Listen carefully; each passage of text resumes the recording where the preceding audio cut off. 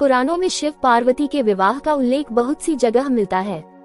कहा जाता है कि शिव और पार्वती का विवाह जिस दिन हुआ था उसी दिन हम महाशिवरात्रि मानते हैं। महाशिवरात्रि 2024 मार्च 8 यानी आज का दिन है और आपने भी बड़ी धूमधाम से तैयारियां शुरू कर दी होंगी। शिव जी की पूजा की सामग्री के लिए आप बाजारों में जा रहे होंगे। महाशिवरात्रि का दिन हम माता पार्वती और भगवान शिव की शादी की खुशी में मनाते हैं। परंतु क्या आप जानते हैं कि शिव पार्वती विवाह कैसे हुआ था? इसी सवाल के साथ आइए सुनते हैं शिव पार्वती विवाह कथा। माता पार्वती भगवान शिव से विवाह करना चाहती थी। सभी देवता इस रिश्ते से खुश थे और सभी चाहते थे कि पर्वत राजकन्या माता पार्वती और भगवान शिव का विवाह हो। माता पार्वती की ओर से कुछ लोग भगवान शिव के पास पार्वती जी का रिश्ता लेके गए। शिव जो कि एक तपस्वी साधु हैं, वे किसी रिश्ते नाते में नहीं बांधना चाहते थे। रिश्ते की खबर सुनकर वे क्रोधित हो उठे और उन्होंने अपनी तीसरी आंख खोली। उसके प्रकोप से रिश्ता लेके आए लोग भस्म हो गए। भगवान शिव द्वारा रिश्ता ठुकराने की खबर सुनकर माता पार्वती को बहुत दुख हुआ, परंतु वे तो ठान चुकी थी कि वे शादी करेगी तो बस महादेव से ही। इसी दृढ़ निश्चय के साथ माता पार्वती ने शिव जी को पाने के लिए तपस्या शुरू कर दी। उनकी तपस्या से सभी जगह हाहाकार मच गया। बड़े बड़े पर्वत भी डगमगाने लगे। इन सभी बातों का जब भगवान शिव को स्मरण हुआ तब उन्होंने अपना ध्यान तोड़ा और अपनी आंखें खोली। जब वे माता पार्वती के समक्ष उपस्थित हुए तब शिव जी ने उन्हें समझाया कि एक तपस्वी के साथ जीवन व्यापन करना माता पार्वती के लिए आसान नहीं होगा। लेकिन माता पार्वती ने तो जैसे जिद ही पकड़ ली थी कि वे शादी करेगी तो बस महादेव से।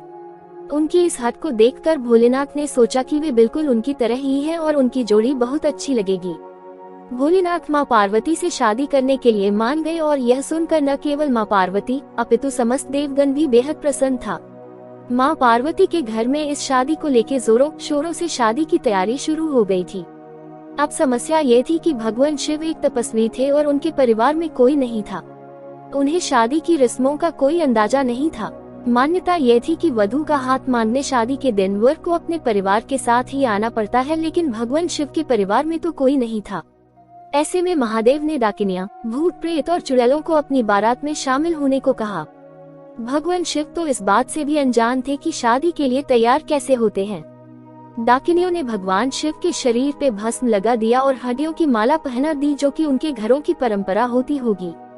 अब भगवान शिव की बारात, जिसमें भूत प्रेत थे, नाचते गाते माँ पार्वती के द्वार पहुंची। सभी लोग, जिसमें माँ पार्वती के घर वाले और देवतागण थे, हैरान रह गए। भूतों को देखकर घर की महिलाएं डरकर वहां से भाग गई। महादेव को इस रूप में देखकर उनकी सास यानी माँ पार्वती की मां ने उन्हें अपनी बेटी का हाथ देने से इनकार कर दिया।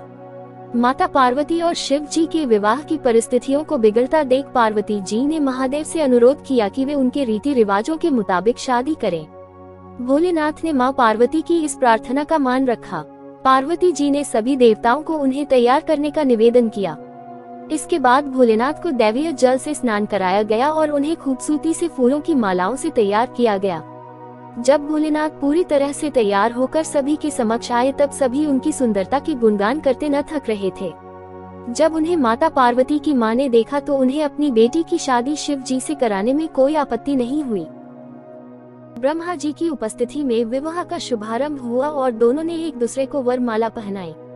ऐसे माता पार्वती और शिव जी का विवाह संपन्न हुआ, जिसे हम लोग शिवरात्रि के रूप में मनाते हैं और शिव जी की पूजा करते हैं। शिव जी और माता पार्वती की विवाह कथा अच्छा लगे तो ओम नमः शिवाय कमेंट में लिखना ना भूलें और वीडियो अच्छी लगे तो लाइक करें, शेयर करें और सब्सक्राइब करें।